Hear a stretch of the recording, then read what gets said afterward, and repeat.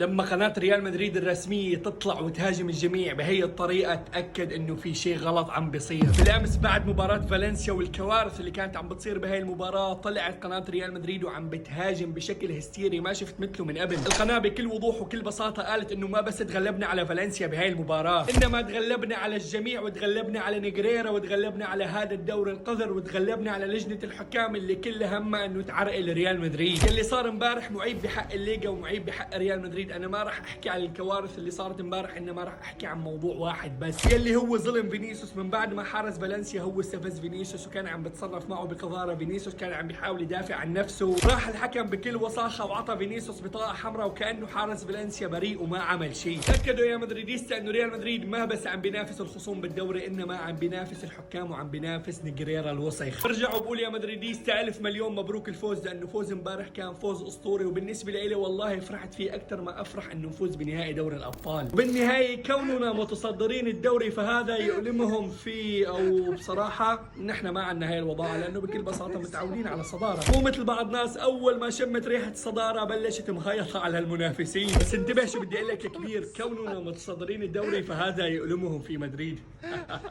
ولك صيح.